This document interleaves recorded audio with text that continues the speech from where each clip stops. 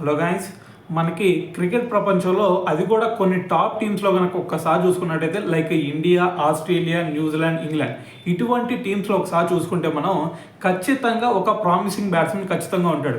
So like మనకి India టీంకి విరాట్ కోహ్లీ ఉన్నట్టు, దాని తర్వాత ఇంగ్లాండ్ టీంకి జో రూట్, అలాగే న్యూజిలాండ్ టీంలో చూసుకుంటే కేన్ విలియమ్సన్. సో ఇటువంటి టైప్ ఆఫ్ బ్యాట్స్మెనే మనకి ఆస్ట్రేలియన్ టీంలో ఉన్నాడు. సో అతని పేరే స్టీవ్ స్మిత్. సో మరి స్టీవ్ స్మిత్ చూసుకుంటే మరి వాళ్ళకి చాలా అంటే చాలా ప్రామిసింగ్ బ్యాట్స్మెన్. ఎప్పుడైనా సరే మరి వాళ్ళ బ్యాటింగ్ మొత్తం కొలాప్స్ అయినా సరే దాని తర్వాత ప్రతి ఒక్క అపోజిషన్ ఫ్యాన్ ఖచ్చితంగా చూసేది స్టీవ్ స్మిత్ ఉన్నాడా లేదా అనేది. ఎందుకంటే స్టీవ్ స్మిత్ కనుక ఉన్నాడు అంటే ఆటోమేటిక్గా మ్యాచ్ని ముందుకు తీసుకెళ్తాడు ఎటువంటి సిచ్యువేషన్లో అయినా సరే. ఆల్రెడీ మీరు మొన్న ఛాంపియన్స్ ట్రోఫీ సెమీఫైనల్లో కూడా మన ఇండియా మీద మ్యాచ్లో చూసుంటారు ఆల్రెడీ.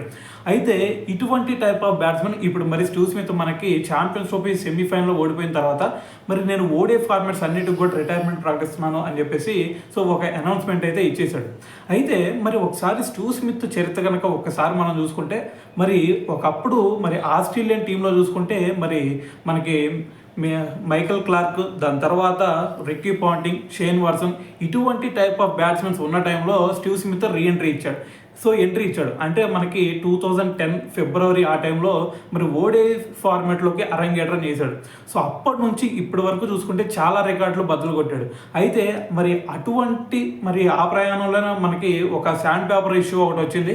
సో దాంట్లో కూడా మరి 2 సంవత్సరాలు బ్యాన్ అయ్యాడు. దాని తర్వాత మళ్ళీ రీఎంట్రీ ఇచ్చాడు. దాని తర్వాత చూసుకుంటే మరి ఎటువంటి ఇన్నింగ్స్లో ఆడి మళ్ళీ టీంలో ప్లేస్ సంపాదించుకున్నాడో మీ అందరూ తెలిసిందే.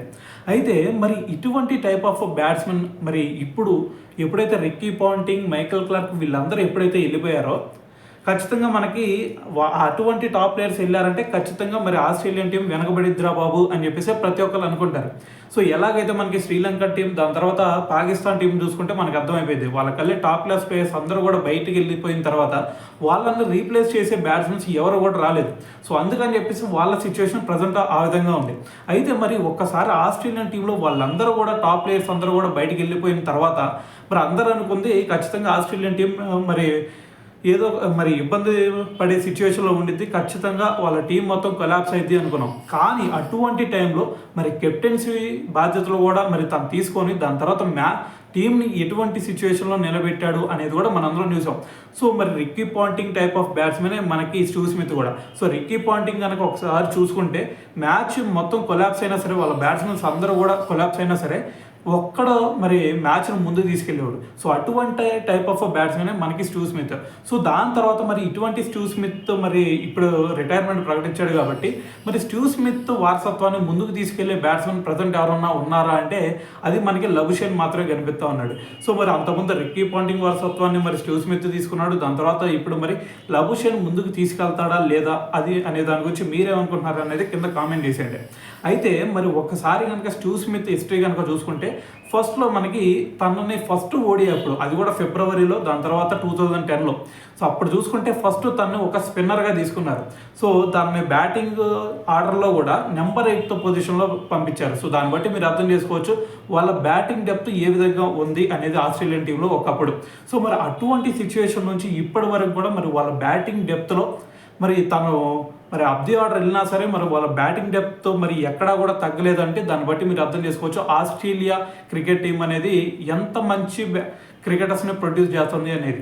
సో అయితే ఇదంతా పక్కన పెడితే మరి స్టీవ్ స్మిత్ సంగతి కనుక ఒకసారి మాట్లాడితే మరి ఫస్ట్ టైం రావటమే మనకి షేన్ వార్న్కి మరి రీప్లేస్మెంట్గా, సో మరి షేన్ వార్న్కి సపోర్టింగ్ బౌలర్గా అని చెప్పేసి స్టీవ్ స్మిత్ని మనకి టీంలో తీసుకొచ్చాడు. అది కూడా ఒక బౌలర్గా.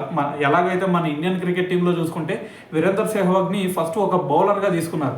సో దాని తర్వాత చూసుకుంటే కాలక్రమేణా మరి తన బ్యాటింగ్తో ఎంత విధ్వంసం క్రియేట్ చేసి దాని తర్వాత ఓపెనింగ్ బ్యాట్స్మెన్గా ఎలాగైతే ముద్ర వేసుకున్నాడో అటువంటి సిచ్యువేషన్ మరి స్టీవ్ స్మిత్ కూడా క్రియేట్ చేయగలిగాడు ఆస్ట్రేలియన్ టీంలో.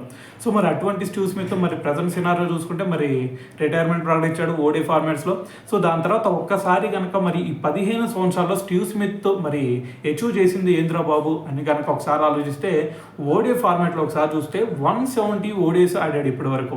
సో దాంట్లో కూడా మరి 5800 రన్స్ అయితే చేయడం జరిగింది. సో ఇది ఓడే ఫార్మాట్లో. దాని తర్వాత టెస్ట్ ఫార్మాట్లో కనుక ఒకసారి చూసుకుంటే మరి 116 టెస్టులు ఆడాడు. సో దాంట్లో కూడా 10,271 రన్స్ చేశాడు. దాని తర్వాత 67 T20 మ్యాచెస్ ఆడి దాని తర్వాత 1094 రన్స్ అయితే చేయడం జరిగింది.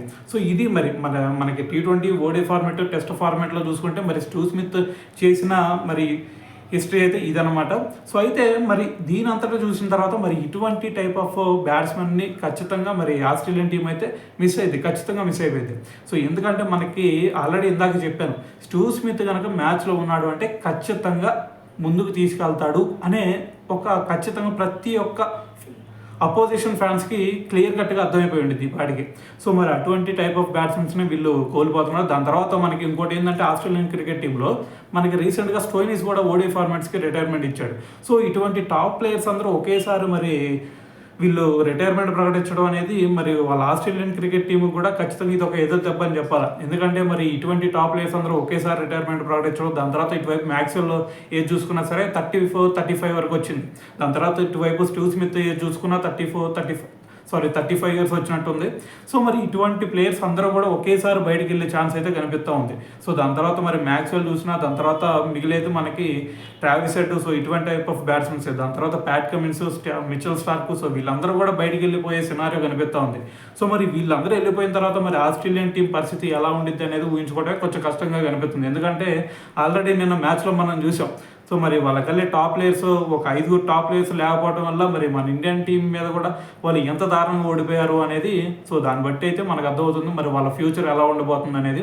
అయితే ఇదంతా పక్కన పెడితే మరి మనకు ఒకసారి వీళ్ళ నలుగురు గురించి మాట్లాడితే ఒకసారి అది కూడా మనకి Steve Smith, Virat Kohli, Kane Williamson, Joe Root, వీళ్ళ నలుగురు గురించి కనుక ఒకసారి మాట్లాడుకుంటే వీళ్ళ నలుగురిలో సిమిలారిటీ ఏదైనా ఉందా అంటే, సో వీళ్ళు ఒకే ఇరాలో మరి వాళ్ళ టీమ్స్కి అయితే అరంగేట్రం చేయడం జరిగింది. దాని తర్వాత వీళ్ళు 2018 వీళ్ళ అండర్-19 కూడా వీళ్ళు అండర్-19లో కూడా ఆడటం జరిగింది. అండర్-19 వరల్డ్ కప్లో కూడా వీళ్ళు వాళ్ళ దేశాల తరపున ఆడటం జరిగింది. సో దాని తర్వాత వీళ్ళ నలుగురు ఏజ్ చూసినా సరే ప్రజెంట్ సో మరి 35 ఇయర్స్ పైనే ఉంది. సో మరి ఈ నలుగురిలో ఒక వికెట్ అయితే డౌన్ అయింది అని చెప్పేసి మనకు అర్థమవుతుంది, అది కూడా స్టీవ్ స్మిత్. సో దాని తర్వాత ఇంకొక 3-4 ఇయర్స్లో ఖచ్చితంగా వీళ్ళు నలుగురు కూడా బయటికి వెళ్ళే సిచ్యువేషన్ అయితే కనిపిస్తూ ఉంది. సో అయితే మరి ప్రజెంట్ మరి ఆల్రెడీ వీళ్ళ కెరీర్లో చూసుకుంటే మరి ప్రజెంట్ మనకి విరాట్ కోహ్లీ T20 ఫార్మాట్స్ అన్నిటికి కూడా మరి రిటైర్మెంట్ ప్రకటించేశాడు. దాని తర్వాత చూసుకుంటే మరి జో రూట్ని T20స్కి అసలు పరిగణలోకి తీసుకోవట్లేదు వాళ్ళ టీము. దాని తర్వాత ఇంకేదన్నా ఉంటే మనకు ఓడిఎస్ ఫార్మాట్లో కూడా అంత ప్రదర్శన ఏమీ కనిపించట్లేదు జో రూట్ నుంచి. సో దాంట్లో కూడా కొంచెం కష్టం అనిపిస్తుంది నెక్స్ట్ రాబోయే సిరీస్లో. దాని తర్వాత ఓన్లీ టెస్టులు మాత్రమే కనిపించే ఛాన్స్ ఉంది. ఇటువైపు స్టీవ్ స్మిత్ చూసుకుంటే మరి ఆల్రెడీ T20 ఫార్మాట్లో వాళ్ళకెళ్ళే టాప్ ప్లేయర్స్ అందరూ ఉన్నారు కాబట్టి సో స్టీవ్ స్మిత్ను కూడా మరి ఈసారి తీసుకుంటారా లేదా అనేది కూడా ఒక డౌటే మరి మనకి కనిపిస్తుంది. ఓన్లీ టెస్ట్ ఫార్మాట్లో మాత్రమే. సో టెస్ట్ ఫార్మాట్లో అయితే మరి స్టీవ్ స్మిత్ ప్లేస్కి అయితే డోకా లేదు. దాని తర్వాత విలియమ్సన్ చూసుకుంటే మరి ఒక పక్క మరి విలియమ్సన్ ఎప్పుడు ఇంజూర్ అవుతాడో, ఎప్పుడు మ్యాచ్లోకి వస్తాడో కూడా తెలియదు. సో మరి అటువంటి టైప్ ఆఫ్ బ్యాట్స్మెన్ కాబట్టి మరి అతను చూసుకుంటే మరి టెస్ట్లో ఆడే సత్తా ఉంది, ఓడీ ఫార్మాట్లో ఆడే సత్తా ఉంది.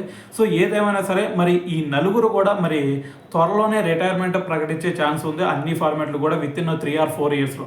సో అయితే మరి స్టీవ్ స్మిత్ రిటైర్మెంట్ గురించి మరి మీరందరూ ఏమనుకుంటున్నారో, దాని తర్వాత మరి స్టీవ్ స్మిత్ని రీప్లేస్ చేసే బ్యాట్స్మెన్ ఎవరన్నా ఉన్నారా, దాని తర్వాత మరి ఇటువంటి స్టీవ్ స్మిత్ని వాళ్ళు కోల్పోవటం వల్ల మరి ఆస్ట్రేలియన్ టీంలో మరి ఇటువంటి రీప్లేస్మెంట్గా ఎవరు రాబోతున్నారు అనేది, దాని గురించి మీరేమనుకుంటున్నారు అనేది కూడా కింద కామెంట్ చేసేయండి.